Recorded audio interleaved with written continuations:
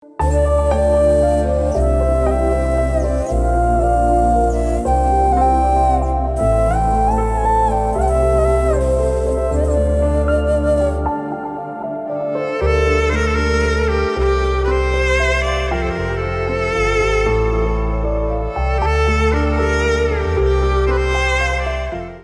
వందనాలండి. ఈరోజు మరి మనం వాక్యం ధ్యానం చేసుకుందాం. అపోస్తలుల కార్యముల గ్రంథం 10వ అధ్యాయము 1 నుంచి 4 వచనాలు చూద్దాము. ఇటలీ పట్టణమనబడిన పట్టణంలో శతాధిపతి అయిన కొర్నేలి అను భక్తిపరుడొకడు కైసరియాలో ఉండెను.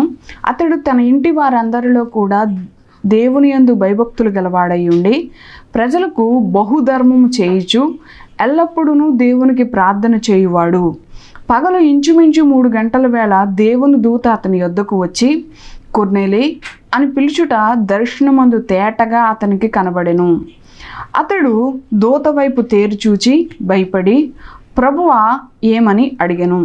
అందుకు దూత, నీ ప్రార్థనలు నీ ధర్మకార్యములను దేవుని సన్నిధికి జ్ఞాపకార్థముగా చేరినవి అని చెప్పి దూత సెలవిచ్చినట్లుగా కనిపిస్తూ ఉంది మనకి ఇక్కడ. అపోస్తలుల కార్యములు గ్రంథము 10వ అధ్యాయము 1 నుంచి 4 వచనాల్లో చూసుకున్నట్లయితే మనకి ఇక్కడ ఒక వ్యక్తి కనిపిస్తూ ఉన్నారు. ఎవరు ఆ వ్యక్తి అంటే గనక ఇటలీ పట్టణంలో ఇటలీ పటాలం అనబడి అని ఇక్కడ గ్రంథంలో రాయబడింది. ఇటలీ పట్టణం ఆ నాటకాల ప్రకారం ఆ పట్టణంలో కొర్నేలి అని ఒక భక్తిపరుడు ఉండేను. ఈయన ఆ ఉద్యోగం ఏమైందనంటే శతాధిపతి అయి ఉన్నాడనమాట. అంటే రోమా సామ్రాజ్యంలో ఒక శతాధిపతిగా ఈయన పనిచేస్తున్న వ్యక్తిగా కనిపిస్తున్నాడు.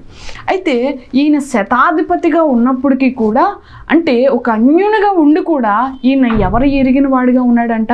దేవుని ఎరిగిన వాడిగా ఉన్నాడంట. దేవుణ్ణి ఎరగడమే కాదు, ఈయన ఎలా ఉన్నాడు అంటే గనక ఆ భక్తిపరుడు కొర్నేలి అని ఒక భక్తిపరుడు కైసరియాలో ఉండెను. అతడు తన ఇంటి వారందరితో కూడా దేవుని యందు భయభక్తులు కలిగి ఉండెను. అంటే ఈయన మాత్రమే భక్తిపరుడు కాదు, ఈయన మాత్రమే దేవుని యందు విశ్వసించిన వ్యక్తి కాదు, ఈయనతో పాటు తన కుటుంబాన్ని కూడా ఎక్కడ పెంచుకున్నాడంట? దేవుని సన్నిధిలో పెంచబడిన వ్యక్తిగా ఈయన ఉన్నాడు. అంటే ఈయన ఎవరి యందు భయభక్తులు కలిగి ఉన్నాడో ఈయన కుటుంబం కూడా ఆయన యందు భయభక్తులు కలిగిన వ్యక్తిగా ఈయన ఉన్నారు. అంటే కొర్నేలి మాత్రమే భక్తిపరుడు కాదు, తన ఇంటి అందరితో కలిసి దేవుణ్ణి ఆరాధించేవారుగా దేవుని యందు విశ్వసించిన వ్యక్తిగా ఉన్నాడు. అంటే తనతో పాటు తన కుటుంబాన్ని కూడా ఎవరి వైపు తిప్పగలిగాడంటే ఇక్కడ కొర్నేలి దేవుని వైపు తిప్పగలిగాడు. అయితే అక్కడ చూడండి, భయభక్తులు గలవాడై ఉండి ప్రజలకు బహుధర్మము చేయుచు ఎల్లప్పుడూ దేవునికి ప్రార్థన చేయువాడు. ప్రజలకు ఏం చేస్తున్నాడంట? బహుధర్మము చేయువాడుగా ఉన్నాడంట. ఈయన బహుధర్మము చేయుచు ప్రార్థన చేయుచు అన్నాడు. అంటే ఈయన ఎక్కువ అంటే తన ఉద్యోగం మీదో లేకపోతే తను ఎన్నుకున్న సామ్రాజ్యం మీదో తన అధికారుల మీద ఆధారపడిన వ్యక్తిగా మనకి ఇక్కడ కనిపించట్లేదు.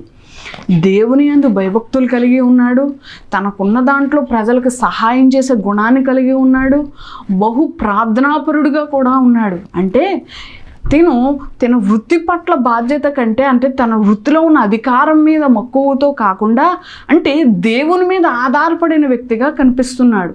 మనం ప్రార్థన ఎందుకు చేస్తామండి? ప్రార్థన ఎందుకు చేస్తున్నాం అంటే కనుక ఒక విషయమే కాదు, అనేక విషయాలు ఉన్నాయి. మనకు వ్యాధి వచ్చినా, బాధ వచ్చినా, శోధన వచ్చినా, ఇరుకు వచ్చినా, ఇబ్బంది వచ్చినా, రోగం వచ్చినా, రుగ్మత వచ్చినా ప్రతి ఒక్క విషయంలో కూడా మొట్టమొదట మనం చేసే పని ఏంటి? ప్రార్థనే. ఎందుకు ప్రార్థన చేస్తున్నావు అంటే దేవుడు నా పట్ల ఈ కార్యాన్ని చేయగలిగిన సమర్థుడు అని విశ్వసించి నువ్వు ప్రార్థన చేస్తున్నావు. అవునా? ప్రతి విషయంలో ప్రార్థన చేయగలగాలి మనం. ఇక్కడ ఈ కొర్నేలి కూడా తను కూడా ప్రతి విషయంలో ప్రార్థన చేస్తున్నాడు అన్నమాట. ఇక్కడ తను ఇంకొక ముందు వచనం చూసుకున్నట్లయితే ప్రజలకు బహుధర్మము చేయుచు ఎల్లప్పుడూ దేవునికి ప్రార్థన చేయువాడై ఉన్నాడంట. ఈయన భక్తిపరుడుగా ఉన్నాడు, అలాగే తనకున్నంతలో ఇతరులకు సహాయకుడిగా ఉన్నాడు, ప్రార్థన చేసే వ్యక్తిగా ఉన్నాడు, ప్రార్థనాపరుడుగా ఉన్నాడు, ఇన్ని మంచి గుణాలను కలిగి ఉన్నాడు. ఈయన ఎవరై ఉన్నాడు? అన్యుడై ఉన్నాడు. అంటే యోధా జనాంగానికి చెందిన వ్యక్తి కాదు ఈయన. ఆ జనాంగంలోని కాని వ్యక్తి అన్నమాట ఈయన. అంటే అన్యుడిగా ఉన్నాడు. ఈ అన్యుడిగా ఉండి కూడా దేవుని విశ్వసించి, దేవుని తెలుసుకుని, దేవుని యందు భయభక్తులు కలిగి, తన కుటుంబాన్ని దేవుని యందు భయభక్తులుగా పెంచుకుంటూ ఉండగా, అయితే ఇవన్నీ ఎవరికంటే కనిపించినాయి అంటే కనుక దేవుని దృష్టిలో ఇతను పడ్డాడనమాట. దేవుని దృష్టిలో ఇతను ఎంచబడ్డాడు. అప్పుడు దేవుని దూత ఇతన్ని దర్శిస్తున్నట్టుగా ఉంది. ఆ కింద వచనం చూసుకున్నట్లయితే చూడండి, పగలు ఇంచుమించు 3 గంటల వేళ దేవుని దూత అతని యొద్దకు వచ్చి కొర్నేలి అని పిలుచుట దర్శనమందు తేటగా అతనికి కనబడెను. అంతటా అతడు దూత వైపు తేరుచూచి భయపడి, ప్రభువా ఏమని అడిగాను. అందుకు దూత, నీ ప్రార్థనలు, నీ ధర్మకార్యములు దేవుని సన్నిధికి జ్ఞాపకార్థముగా చేరినవి. దేవుని సన్నిధిలో జ్ఞాపకం చేసుకోవడానికి, నిన్ను జ్ఞాపకం చేసుకోవడానికి దేవునికి ఏం గుర్తొస్తున్నాయంట? నువ్వు చేసిన పనులు బట్టి, నువ్వు చేస్తున్న క్రియలను బట్టి, నువ్వు మాట్లాడిన విధానాన్ని బట్టి, అంటే నువ్వు ప్రవర్తించిన ప్రతి దాన్ని బట్టి అక్కడ దేవుడు నిన్ను జ్ఞాపకం చేసుకోవడానికి కారణమవుతున్నాయంట. అలాగే ఇక్కడ కొర్నేలి జ్ఞాపకం చేసుకోవడానికి గల కారణాలు ఏమై ఉన్నాయంటే, అతను భక్తిపరుడు అయి ఉన్నాడు, ప్రార్థనాపరుడు అయి ఉన్నాడు, దేవుని యందు విశ్వసించిన వ్యక్తిగా ఉన్నాడు, తనతో పాటు తన కుటుంబాన్ని కూడా దేవుని వైపు నడుపుకున్న వ్యక్తిగా ఉన్నాడు. ఇవన్నిటిని బట్టి దేవుడు నిన్ను జ్ఞాపకం చేసుకుంటున్నాడు అని దూత దర్శనమందు ఎవరితో మాట్లాడుతుందంట? కొర్నేలితో మాట్లాడుతుంది. అంటే కొర్నేలిని దేవుడు దర్శిస్తున్న వ్యక్తిగా ఉన్నాడు ఇక్కడ. ఆ కొర్నేలిని దేవుడు దర్శిస్తున్నాడు. ఆ దర్శనంలో దేవుని దూత కొర్నేలితో మాట్లాడటం తేటగా కనపడింది. ఏదో అపోహపడ్డమో, లేకపోతే నిద్రపోతున్నప్పుడో, లేకపోతే ఆ స్వప్నమందో ఇలా దర్శనించినట్టుగా లేదు. తేటగా కనబడెను. ఆ దర్శనమందు దేవుని దూత కొర్నేలితో మాట్లాడడం, కొర్నేలి తేటగా చూసిన వ్యక్తిగా ఉన్నాడనమాట. అయితే అప్పుడు దూత అంటుంది, నువ్వు చేసిన ప్రతిదాన్ని దేవుని సన్నిధిలో అవి ఏమై ఉన్నాయంట? జ్ఞాపకార్థంగా ఉన్నాయి. ఏవి జ్ఞాపకార్థంగా ఉన్నాయి? నువ్వు చేసిన భక్తి, నువ్వు చేసిన ప్రార్థన, నువ్వు జీవించిన విధానం, నువ్వు మాట్లాడే విధానం, నువ్వు ఇతరులకు సహాయపడే గుణం, ఇవన్నీ కూడా దేవుని సన్నిధిలో నిన్ను జ్ఞాపకం చేసుకుంటానికి జ్ఞాపకార్థంగా ఉన్నవి అని. మరి ఈరోజు దేవుడు నిన్ను జ్ఞాపకం చేసుకోవడానికి ఏ క్రియలు జ్ఞాపకార్థంగా ఉన్నాయి? నీ జీవితంలో ఏ క్రియలు దేవునికి కనిపిస్తున్నాయి? వేటిని బట్టి దేవుడు నిన్ను జ్ఞాపకం చేసుకోవాలనుకుంటున్నాడు అంటే కనుక ఇక్కడ ఇంకొక విషయం ఏంటి అంటే కనుక దర్శనం, నీ ధర్మకార్యములు దేవుని సన్నిధి జ్ఞాపకార్థముగా చేరినవి. ఇప్పుడు నువ్వు 30 మనుషులను పంపి పేతురు అను మారుపేరు గల సీమోను పిలిపించుము. అతడు సముద్రం ధరనున్న సీమోను అని ఒక చర్మకారుని ఇంట దిగి ఉన్నాడు. అతనితో చెప్పెను. అతను మాట్లాడిన దూత వెళ్ళిన పిమ్మట అతడు తన ఇంటి వారిలో 2 తన యొద్దకు ఎల్లప్పుడూ కనిపెట్టుకుని ఉండి వారిలో ఒక భక్తిపరుడు ఒక సైనికుడిని పిలిచి వారిని ఈ సంగతులన్నీ వివరించి వారిని 30కు పంపెను. ఎందుకు 30కి పంపించారు? ఇక్కడ అన్నీ బాగానే ఉన్నాయి, నీ జీవితంలో అన్నీ బాగానే ఉన్నాయి. నువ్వు దేవుని ఎదుట నీ భక్తిని గనపరిచావు, నువ్వు ఇతరులకి నీకున్న దాంట్లో ధర్మకార్యాలు చేస్తూ ఇతరులకు సహాయకుడిగా ఉన్నావు, నీ ప్రతి అవసరతను బట్టి దేవుని సన్నిధిలో ప్రార్థన చేయు ప్రార్థనాపరుడుగా ఉన్నావు.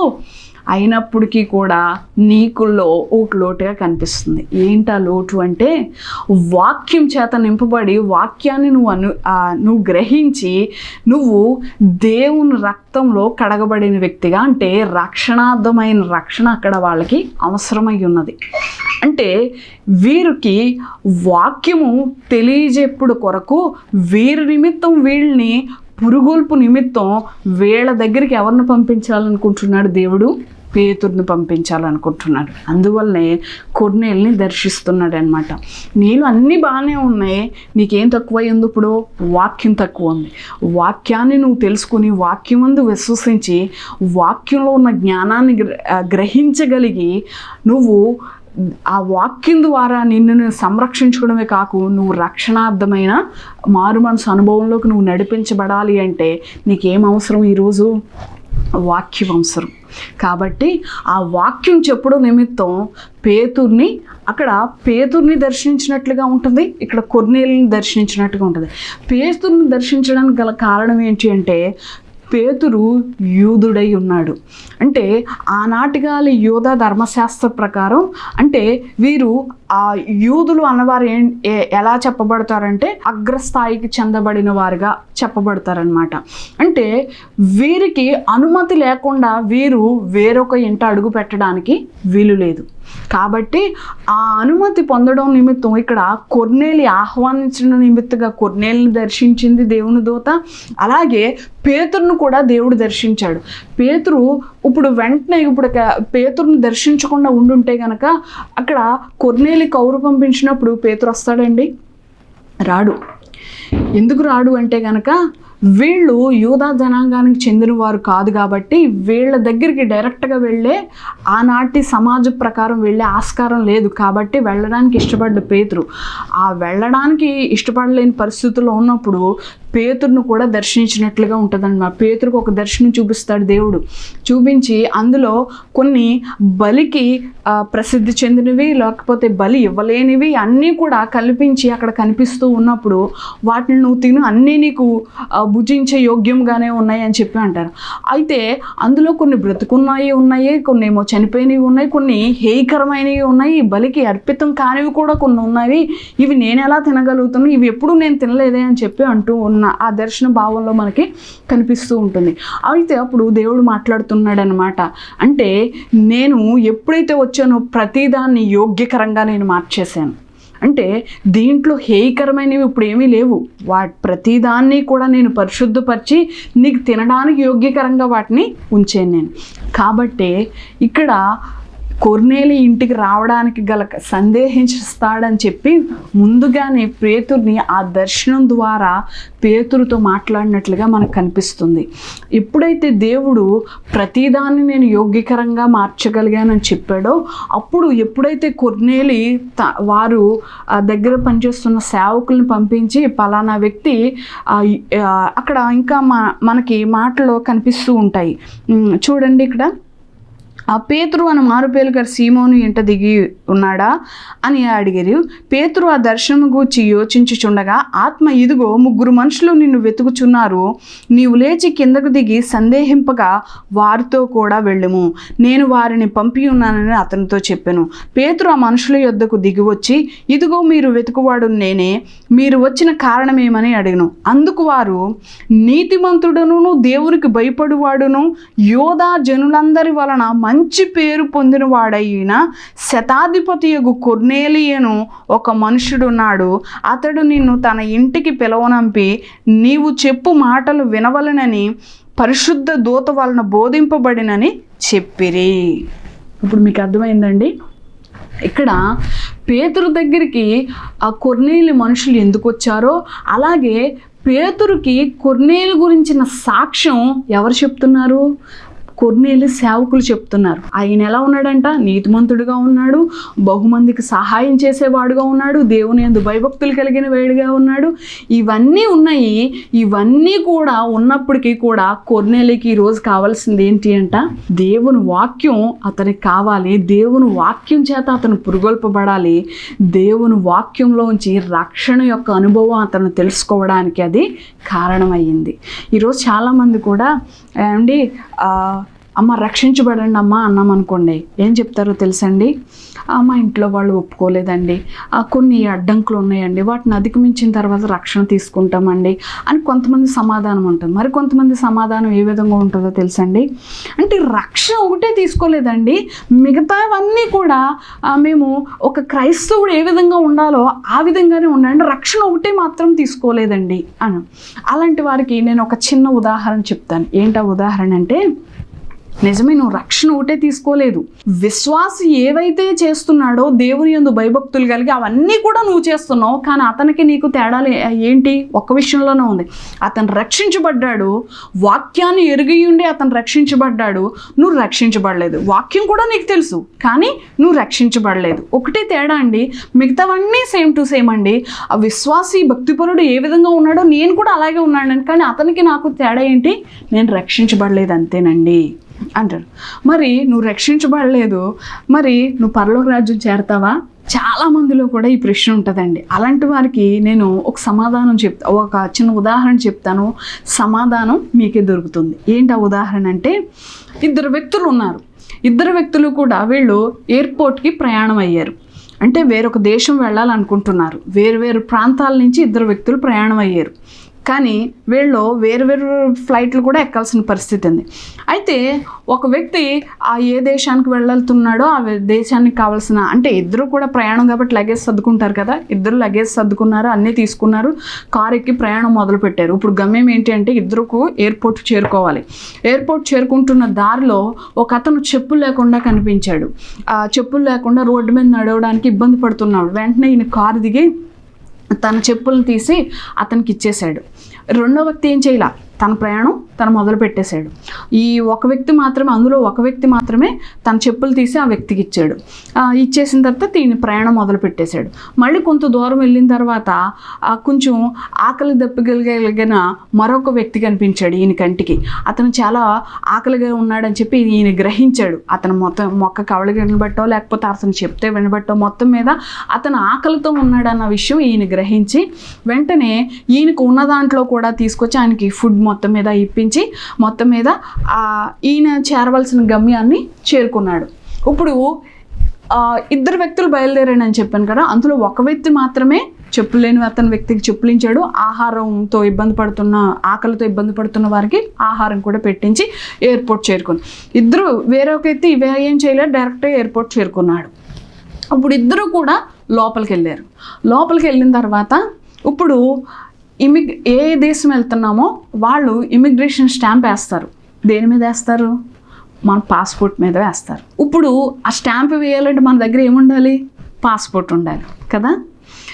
ఇప్పుడు ఆ పాస్పోర్ట్లు ఎవరైతే వాళ్ళకి ఇస్తారో అక్కడ స్టాంప్ వేస్తారు. స్టాంప్ వేసిన తర్వాత వీళ్ళు వెళ్ళి ఫ్లైట్ ఎక్కి ఫ్లైట్లో కూర్చుని ఆ దేశంలో దిగుతారు. వీళ్ళు ఏ దేశం అయితే వెళ్ళాలనుకుంటున్నారో ఆ దేశంలో దిగుతారు.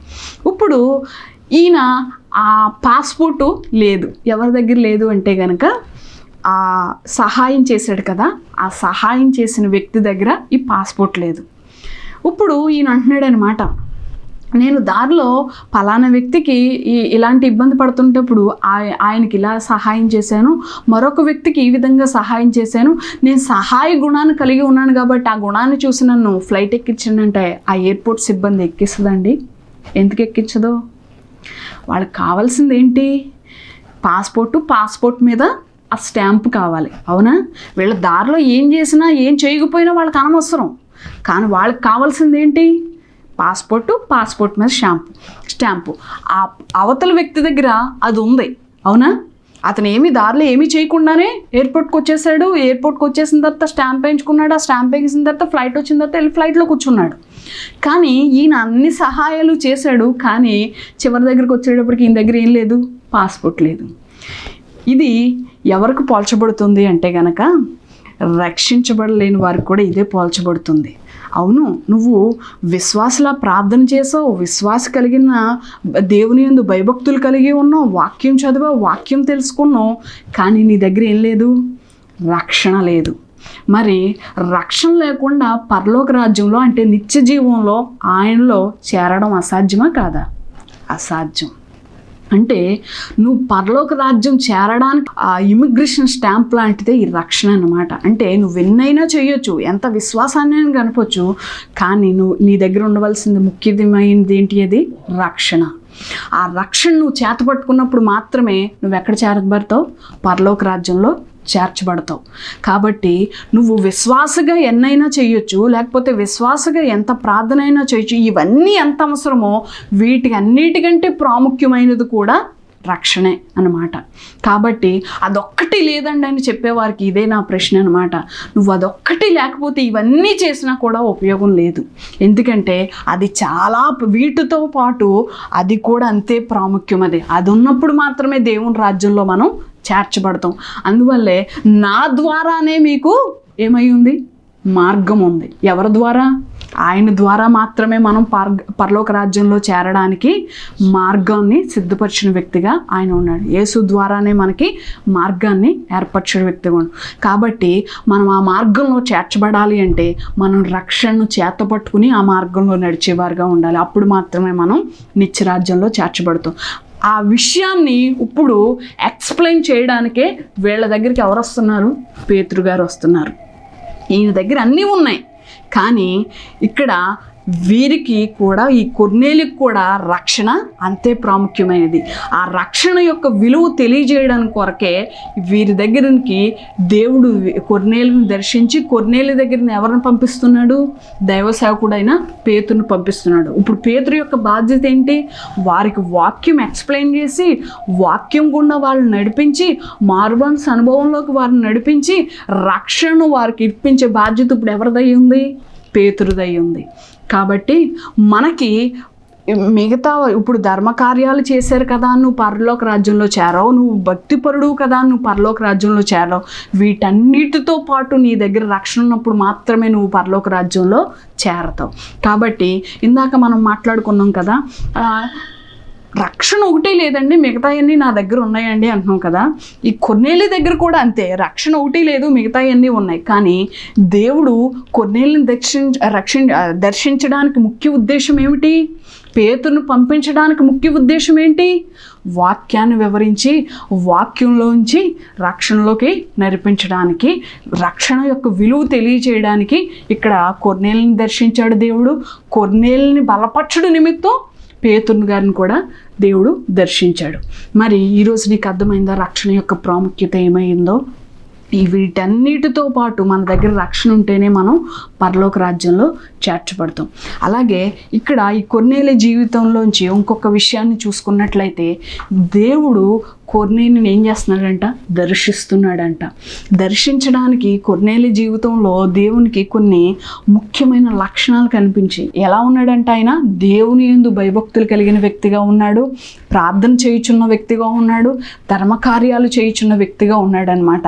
అంటే కొర్నేలిని దేవుడు దర్శించడానికి తన జీవితంలో కొన్ని తన జ్ఞాపకం చేసుకోవడానికి ఇవి చేసి ఆయన చేసిన ఇవి అక్కడ కారణాలుగా ఉన్నాయి. అలాగే అతను దర్శించడానికి కూడా అవే కారణాలుగా ఉన్నాయి. మరి ఈరోజు నిన్ను జ్ఞాపకం చేసుకోవడానికి, నిన్ను దర్శించడానికి నీ జీవితంలో దేవునికి ఏవి కనిపిస్తున్నాయి? అసలు నీ జీవితంలో ప్రార్థన అనుభవం ఉందా? ఒకవేళ నువ్వు దేవుని యందు భయభక్తులు కలిగి ఉన్నావా? ఇంకాను నీకున్న దాంట్లో నువ్వు ఇతరులకు సహాయం చేసే ఆ గుణాన్ని నువ్వు కలిగి ఉన్నావా? ఈరోజు మనం దేవుని బిడ్డలమండి, మనం ఇతరులకు సహాయం చేసే గుణాన్ని కలిగి ఉన్నాం. ఒకవేళ నీకు ఆ యొక్క పరిస్థితి లేకపోతే నీకు మించిందే చేయాల్సిన అవసరం ఏమీ లేదు, కానీ ఆ గుణాన్ని ఈరోజు నువ్వు కలిగి ఉండాలి. కానీ ఈరోజు మనం సహాయం చేయడానికి కంటే కనుక సహాయం ఇతను చేయడానికి సందేహించే ఆ సమయం ఈరోజు ఎక్కువైపోతుంది. అంటే ఉన్నంతలో సహాయం చేయగలగాలి, కానీ సహాయం చేయడం కంటే సందేహిస్తాం. చేస్తే మనకేంటి లాభం? ఇది చేస్తే మనకేమన్నా ఉపయోగం ఉందా? ఏ విధమైన సహాయం చేయాలి? ఎవరికి కనిపించేలా సహాయం చేయాలి? ఈ విధమైన సహాయం కాదండి. మనం ఇతరులకు సహాయం చేసే, నలుగురిని మెప్పించే విధంగా, నలుగురిలో మనం హైలైట్గా కనిపించే, హైలైట్స్ చేసుకునే విధంగా నీ సహాయ గుణం కాదండి. ఇక్కడ బహుధర్మ కార్యాలు, అలాగే మంచి సాక్ష్యాన్ని సంపాదించుకున్నాడు. తన సేవకుల్లో, తన యొక్క దాసుల దగ్గర అదే సాక్ష్యం ఉంది. అలాగే యోధా జనాంగంలో కూడా ఇదే సాక్ష్యాన్ని కలిగి ఉన్నాడు. ఎవరు? కొర్నేలి. ఈరోజు మరి నువ్వు ఏ సాక్ష్యాన్ని కలిగి ఉన్నావు? చూడండి, యోధా జనులందరి వలన మంచి పేరు పొందిన శతాధిపతి అగు కొర్నేలి అని ఉంది. అవునా కాదా? అంటే ఈయన అన్యుడైనప్పటికీ కూడా ఎవరి మధ్యలో సాక్ష్యాన్ని సంపాదించుకున్నాడు? యోధా జనులందరి మధ్యలో మంచి పేరును సంపాదించిన వ్యక్తిగా ఈయన ఉన్నాడని అని ఎవరు చెప్తున్నారు? దాసులు పేతురుతో చెప్తున్నారనమాట. ఈరోజు నీ సాక్ష్యం ఎలాగ ఉంది? దేవుని మందిరంలో నీ సాక్ష్యం ఎలా ఉంది? నీ గృహంలో నీ సాక్ష్యం ఎలా ఉంది? నీ గురించిన నువ్వు ఉన్న సమాజంలో నీ గురించి సాక్ష్యం ఎలా ఉంది? ఒక్కొక్కరి దగ్గర ఒక్కో సాక్ష్యం ఉంటుందండి. మన కుటుంబస్తుల దగ్గర ఒక సాక్ష్యం ఉంటుంది, దేవుని మందిరంలో ఒక సాక్ష్యం ఉంటుంది, సమాజంలో ఒక సాక్ష్యం ఉంటుంది. 3 సాక్ష్యాలు ఒకే విధంగా ఉండవు. ఎందుకు ఉండవంటే ఒక్కొక్క విధంగా ఒక్కొక్క చోటను మనం ప్రవర్తిస్తున్నాం కాబట్టి దానికి తగినట్టుగా మన సాక్ష్యాలు ఉంటాయి ఈరోజు. కానీ కొర్నేలికి 3 చోట్ల 3 సాక్ష్యాలు లేవండి. మీరు చూసారండి అంటే కనుక ఇక్కడ తనతో పాటు తన కుటుంబము దేవుని యందు భయభక్తులు కలిగి ఉంది. అంటే తను ప్రవర్తించిన విధానాన్ని బట్టి, తనని ఆదర్శంగా తీసుకున్న విధానాన్ని బట్టే, తన మాదిరికరంగా జీవించిన విధానాన్ని బట్టే తన కుటుంబస్తులు కూడా ఎవరిని తెలుసుకోగలిగారు? దేవుని యందు భయభక్తులను కనపరచగలిగారు. ఎవరిని బట్టి? కొర్నేలిని బట్టి. అంటే కొర్నేలి సాక్ష్యం తన కుటుంబంలో అదే విధంగా ఉంది. అలాగే దాసుల దగ్గర తన సాక్ష్యం కూడా కుటుంబంలో ఏ విధంగా ఉందో దాసుల దగ్గర కూడా అదే విధంగా ఉంది. కాబట్టి దాసులు కూడా అదే సాక్ష్యాన్ని ఎవరి దగ్గర చెప్తున్నారు? పేతురు దగ్గర చెప్తున్నారు. అతను నీతిమంతుడు, బహు ప్రార్థనాపరుడు, భయభక్తులు కలిగిన వ్యక్తి అని చెప్తున్నాడు. అలాగే మంచి పేరు సంపాదించిన వ్యక్తిగా ఉన్నాడు. ఎక్కడ ఇది? సమాజం దగ్గరికి వచ్చేసింది. యోధా జనులందరి మధ్యలో కూడా మంచి పేరు సంపాదించిన వ్యక్తి. అంటే సమాజంలో కూడా అక్కడ కుటుంబంలో ఏ సాక్ష్యం ఉందో అలాగే పనివారి మధ్యలో ఏ సాక్ష్యం ఉందో సమాజంలో కూడా అదే సాక్ష్యం ఉంది. 3 చోట్ల ఒకే సాక్ష్యం ఉంది. 3 కూడా ఒకే విధంగా మాట్లాడుతున్నారు. ఎవరి నిమిత్తం? కొర్నేలి నిమిత్తం. మరి నీ సాక్ష్యం ఏ విధంగా ఉంది ఈరోజు? ఇక్కడ 2 విషయాలు గురించి మనం మాట్లాడుకున్నాం. ఇక్కడ కొర్నేలి జీవితంలో కనిపించిన లక్షణాలను బట్టి, అవి వేటిని బట్టి అయితే కొర్నేలి జ్ఞాపకార్థంగా నిలిచి ఉన్నాయో, కొర్నేలి చేసిన కార్యాలు ఏవైతే ఉన్నాయో అవి దేవుని సన్నిధిలో జ్ఞాపకార్థం ఉన్నాయంట. ఎవరిని జ్ఞాపకం చేసుకోవడానికి? కొర్నేలిని జ్ఞాపకం చేసుకోవడానికి. అలాగే వాటిని బట్టే దేవుడు దర్శించడానికి కారణాలుగా ఉన్నాయి. అంటే కొర్నేలి ప్రవర్తించిన విధానం, కొర్నేలి కనపరిచిన భక్తి విధానం, తన కుటుంబాన్ని నడిపించుకున్న విధానం, ఇవన్నీ దేవుని దృష్టిలో తన జ్ఞాపకం చేసుకోవడానికి అవి కారణాలుగా ఉన్నాయి. అలాగే సాక్ష్యాన్ని సంపాదించుకున్న వ్యక్తిగా ఉన్నాడు. ఈరోజు కొర్నేలిని దర్శించిన దేవుడు ఈరోజు నిన్ను నన్ను దర్శించడానికి కూడా సిద్ధంగా ఉన్నాడు. కాబట్టి ఈరోజు నిన్ను దర్శించడానికి సిద్ధంగా ఉన్న దేవుడికి నీలోంచి ఏ లక్షణాలు కనిపిస్తున్నాయి? నిన్ను దేవుడు జ్ఞాపకం చేసుకోవడానికి నీలో ఉన్న లక్షణాలు ఏంటి అంటే కనుక కొర్నేలి జీవితంలో కనిపించిన లక్షణాలు ఈరోజు మన జీవితంలో కూడా దేవునికి కనిపిస్తే దేవుని దర్శనం కూడా మనం కూడా ఎలా చూస్తామంట? తేటగా చూస్తామంట. ఈరోజు మరి కొర్నేలి ద్వారా 2 విషయాలు దేవుడు మనతో మాట్లాడాడు. ఈ 2 విషయాలకు తగిన లక్షణాలను ఈరోజు మనం కలిగి ఉన్నామా? దేవుడి మాటలు మన విడుకల్లో దీవించును గాక. ప్రార్థన చేసుకుందామండి. పరిశుద్ధుడైన తండ్రి, మహిమ కలిగిన దైవ, మహిమోన్నతుడా, నీకు వందనాలు నాయన. కొర్నేలిని మాది ముందు ఉంచావు తండ్రి ప్రభువా యేసయ్య. కొర్నేలి తండ్రి ప్రభువా యేసయ్య నీ యందు భయభక్తులు కలిగిన వ్యక్తిగా ఉన్నాడు. కొర్నేలితో పాటు తన కుటుంబం అంతా కూడా నీ యందు భయభక్తులు కలిగిన ఆ కుటుంబంగా ఉంది తండ్రి ప్రభువా యేసయ్య. ధర్మ కార్యాలు చేయుచు తండ్రి ప్రభువా యేసయ్య, అలాగే తండ్రి ప్రార్థన చేయుచున్న వ్యక్తిగా ఉన్నాడు తండ్రి ప్రభువా. వీటిని బట్టే, ఈ లక్షణాలను బట్టే కొర్నేలిని జ్ఞాపకార్థంగా నిలిచి ఉన్నాయి. ఇందుని బట్టి నేను నిన్ను దర్శిస్తున్నాను అని చెప్పి దూత మాట్లాడినట్టుగా అక్కడ మాకు లేఖన భాగాల్లో కనిపిస్తుంది తండ్రి ప్రభువా యేసయ్య. అవును తండ్రి ప్రభువా, ఈరోజు తండ్రి ప్రభువా మేము కూడా నీ దర్శనం చూడాలని ఆశ కలిగి ఉన్నాము తండ్రి ప్రభువా యేసయ్య. నీ దర్శనం ద్వారా మా జీవితంలో అనేక విషయాలను తండ్రి ప్రభువా, అనేక మర్మములను తెలుసుకోవాలని ఆశ కలిగి ఉన్నాము తండ్రి ప్రభువా.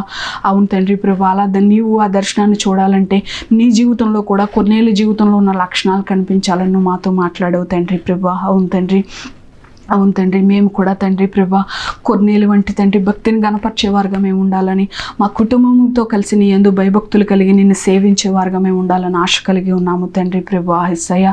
అవును తండ్రి, మా ఇరుకులో ఇబ్బందులు తండ్రి ప్రభువా మనుషులను ఆశ్రయించేవారుగా కాక తండ్రి ప్రభువా నీ పాదాల దగ్గర ప్రార్థించేవారుగా తండ్రి ప్రభువా, నీ పాదాల దగ్గర ప్రార్థించి మా యొక్క సమస్య నిమిత్తం తండ్రి పెనుగులాడి తండ్రి సమాధానం పొందుకునే కృపను మాకు అనుగ్రహించమని అడుగుచున్నాము తండ్రి. నీకు వందనాలు నాయన, స్తోత్రము తండ్రి ప్రభువా. అలాగే తండ్రి కొర్నేలి ధర్మ కార్యాలు అంటే ఇతరులకు సహాయకుడుగా ఉన్నాడు తండ్రి ప్రభువా. అలాగే మేము కూడా మాకున్నంతలో సహాయం చేసే గుణాన్ని కలిగి ఉండేవారుగా తండ్రి ప్రభువా, అట్టి హృదయాన్ని కలిగి మేము ఉండాలని ఆశపడుతున్నాము తండ్రి ప్రభువా. అట్టి కృపను మాకు దయచేయండి తండ్రి. అలాగే తండ్రి ప్రభువా కొర్నేలి మంచి సాక్ష్యాన్ని కలిగిన వ్యక్తిగా ఉన్నాడు తండ్రి ప్రభువా యేసయ్య. ఈరోజు మేము కూడా అదే సాక్ష్యాన్ని కలిగి ఉండాలని ఆశపడుతున్నాము తండ్రి ప్రభువా. ఆ సాక్ష్యాన్ని మన జీవితంలో ఉంచండి తండ్రి. అలాగే తండ్రి ప్రభువా యేసయ్య ఏసయ్య. కొన్నేళ్ళకి తండ్రి ప్రభా ఇన్ని కార్యాలు, ఇన్ని ధర్మ కార్యాలు ఉన్నప్పటికీ, ఇన్ని మంచిమైన లక్షణాలు ఉన్నప్పటికీ కూడా తండ్రి ప్రభా కొన్నేళ్ళకి వాక్యాన్ని ఉపదేశించి కొన్నేళ్ళని రక్షణార్థమైన మారు మనసులోకి నడిపించే నిమిత్తం తండ్రి పేతుర్ని అతని దగ్గరికి పంపించావు తండ్రి ప్రభా యేసయ్య. ఈరోజు మా జీవితంలో తండ్రి ప్రభా వీటన్నిటిని కొనసాగించినప్పటికీ తండ్రి ప్రభా మాకు రక్షణ చాలా ప్రాముఖ్యమైనదని నీ వాక్యం ద్వారా మాతో మాట్లాడావు తండ్రి ప్రభా.